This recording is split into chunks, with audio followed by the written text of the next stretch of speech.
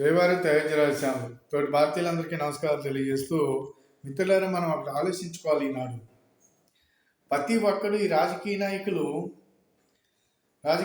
కానివ్వండి, కొంతమంది కుల నాయకులు కానివ్వండి, వేదికలు ఎక్కేసి యథవసోళ్ళు చెబుతూ ఉంటారు. పనికిమాలి సొల్లి, కులం ఏంటి, ఈ కులం ఏంటి, ఆ కులం ఏంటి, కులాంతరం కావాలి, కులాంతర వివాహాలు కావాలి, కులాంతర వివాహాలు కావాలని చెప్పి రకరకాలుగా మాట్లాడుతూ ఉంటారు. కానీ ప్రపంచంలోనే ఘర్షణలు జరిగేది ఏ రకంగా జరుగుతుందో అంటే, ఒకటి కులము, రెండు మతం మధ్య మాత్రమే ఘర్షణలు జరుగుతున్నాయి. ఇది సరిగ్గా మీరు గమనించుకోండి. మీరు ఈ సొల్లి చెప్పే వాళ్ళందరూ కూడా వీళ్ళందరినీ గమనించినట్లయితే, ఈ వేదిక మీద చెప్పేవాళ్ళు కులాంతర వివాహాలు వెళ్ళి చేసుకోరు. కులాల గురించి వీళ్ళకి విపరీతమైన గజ్జి ఉంటుంది. వీళ్ళ వేదిక మీదకి వచ్చి వాళ్ళ చొల్లికోరులు చెబుతూ ఉంటే తప్పట్లు కొట్టే వాళ్ళు ఎక్కువైపోతూ ఉంటారు. కానీ ఈ రెండు కూడా సాధ్యం కానటువంటి స్థితిని మాత్రం మర్చిపోవద్దు. ప్రపంచవ్యాప్తంగా కులాలనేటువంటిది ఖచ్చితంగా కులం ఉంటుంది, మతం ఉంటుంది. ఈ రెండాట్ల మధ్య ఘర్షణ వాతావరణం ఉంటుంది. ఈ ఘర్షణ వాతావరణం ఎందుకు ఉంటుందా అంటే, దీనికే స్వామి వివేకానందో ఆయన ప్రపంచ మహాసభలో మాట్లాడేటప్పుడు ఆయన అక్కడ చెప్పారు, కులము మతం కాదు, మానవత్వంతో జీవించాలి. ఎక్కడైతే ప్రజలు కష్ట నష్టాలకి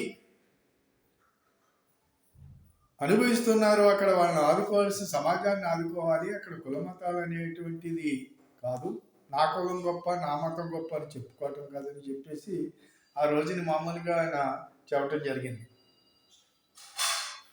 అయితే ఇక్కడ గమనించవలసినటువంటిది ఏమిటయ్యా అంటే, ఈ రెండు లేకుండా పోతాయని ఎవరైనా భావిస్తే అది పొరపాటు అవుతుంది. అది జరిగే పనే కాదు. అయితే ఈ రెండు విషయాల్లోని ఘర్షణ వాతావరణం లేకుండా ఏ రకంగా మనం జీవించాలి అంటే, ఎవరి యొక్క బౌండరీలో వాళ్ళు ఉండి, ఎవరి పరిధిలో వాళ్ళు ఉండి జీవించటం నేర్చుకోవాలి. నీ మతం నీదొక మతం అయ్యా, ఏదో మతం నీ మతం. నీ మతాన్ని నువ్వు నమ్ముకుని, నీ మతం పరిధిలో నువ్వు ఉండి, నువ్వు ఇతర మతాన్ని గౌరవించుకుంటూ నువ్వు వెళ్ళినప్పుడు ఇక్కడ ఘర్షణ వాతావరణం ఉంటుందా? చెప్పండి, ఉండదు కదా. అలాగే కులం, నీ యొక్క కుల ఆచారాలు, నీ కుల యొక్క ఆచార వ్యవహారాలని నువ్వు పాటించుకుంటూ పక్క కులాన్ని గౌరవించుకుంటూ వెళ్ళటం నాళ్ళు ఒకరికొకరు అన్యోన్యంగా కలిసిమలిసి వెళ్ళిన నాళ్ళు ఘర్షణ వాతావరణం ఉండదు. ఈ కులాలని ఎప్పుడైతే మామూలుగా ఈ కులాల్ని ఎత్తి చూపిస్తూ అగ్రవర్ణాల వాళ్ళ పిల్లల్ని పెళ్లి చేసుకోమని ఇంకో వర్ణం వాడు చెబుతాడు, ఇంకో కులం వాడు చెబుతాడు, చేసుకోండి, ఏం చేస్తారో చూద్దామని అన్నాడు అనుకో, ఘర్షణ వాతావరణమే కదా. అలాగే ఎవరికి కులాచారాలు అనేది చాలా ఇంపార్టెంట్, అందులో డౌట్ ఏమీ లేదు. ఒకలాచారం ఒకరికి రాదు. ఏ కులానికి ఉండే ఆచారాలు, ఏ కులానికి ఉండే కట్టుబాట్లు ఆ కులానికి ఉంటాయి. వాటిల్లో ఏలు పెట్టి కలకాలని చూసామనుకో, ఖచ్చితంగా నువ్వు దెబ్బలు తింటావు. ఘర్షణ వాతావరణం ఉంటుంది, ఇద్దరు కొట్టుకుంటారు, చస్తారో బతుకుతారో, తర్వాత చనిపోయారు. అది కాబట్టి ఎవడు పరిధిలో వాడుకు, ఎవడు ఉండే ఆచార వ్యవహారాలు వాడు పాటించటం మానేసి, నీ కులాన్ని వదిలిపెట్టి ఇతర కులం వంక ఎప్పుడైతే చూసావో ఆటోమేటిక్గా ఘర్షణ వాతావరణం ప్రారంభమవుతుంది. ఖచ్చితంగా అక్కడ ఏదైనా జరగవచ్చు. దానికి ఎవడు చేస్తాడు? ఆ ఘర్షణ వాతావరణానికి ఎవరి కారణం? భగవంతుడి కారణమా? లేకపోతే ప్రభుత్వాల కారణమా? ఎవరి కారణం? ఈ కుల జాడ్యం ఉన్న వాళ్ళు కారణం. ఇద్దరు కలిసి ఇక్కడ కొట్టుకుంటామంటే ప్రభుత్వం అప్పటికప్పుడు మామూలుగా మీ ప్రభుత్వం మిమ్మల్ని కొట్టుకోమని చెప్పలేదు, భగవంతుడి కొట్టుకోమని చెప్పలేదు. నువ్వేదైతే నీ పరిధి, ఓ బౌండరీ ఉంటుంది. కనీసం మనకు ఒక ఇల్లు ఉంటుంది, ఆ ఇల్లు బౌండరీ. ఆ ఇల్లు దాటి పక్కింటికి వెళ్తానంటే పక్కింటి ఊరుకుంటాడా? తన్ని తవ్వుతాడు. అలాగే మనకు ఒక భూమి ఉంది, ఒక ఎకరం భూమి ఉంది. ఆ ఎకరం భూమిని తప్పించి పక్క భూమిలోకి వెళ్ళిపోయి ఆక్యుపై చేస్తానంటే ఊరుకుంటాడా? ఎందుకంటే కులాన్ని నుంచి ఇంకో కులానికి వెళ్ళి మనం పెత్తనం చేద్దాం, ఇంకో కులం మీద మనం పడదాం, ఇంకో కులాన్ని మనం అవమానిద్దాం, ఇంకో కులాన్ని మనం అనేటువంటిది ఏదైనా ఆలోచన చేసేటువంటి కుల నాయకులుగా తయారయ్యి వీళ్ళు ఈ కులాల్ని రెచ్చగొట్టే వాళ్ళు ఎవరైతే ఉన్నారో వీళ్ళను ముందు మామూలుగా రోడ్డు మీద పెట్టి వేసేయాలి. అప్పుడు మాత్రమే ఇలాంటి జాడ్యాలు పోతాయి. ఇది గమనించుకోవాల్సినటువంటి అవసరం ఉంది. ఈ కులాలు మతాల గురించి మాట్లాడేటువంటి వాళ్ళు ఎవరైనా సరే, మన దేశం మీద అనేకమైన దండయాత్రలు జరిగినాయి, మతాంతరీకరణ దండయాత్రలు జరిగినాయి ప్రపంచంలో. ఈనాడు కూడా జరిగేది అది. అంతే కాబట్టి ఈ మత దురహంకారంతో కొంతమంది కొట్టుకుంటే కుల దురహంకారంతో ఇంకొంతమంది కొట్టుకుంటారు ఈ ఘర్షణలో.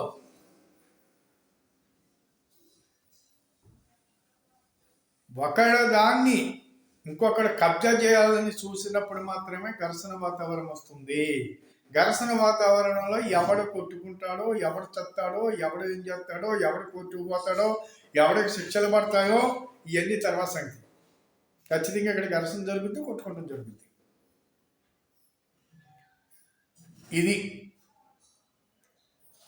ఇందులో ఎలాంటి ఎవరు ఈ రెండాటిని మార్చలేరు. మార్పు చేస్తామని చెప్పి ఎవడన్నంటే అది అది అది అది మామూలుగా దాన్ని ఆశాస్పదంగా ఉంటుందనేది మాత్రం మర్చిపోవద్దు.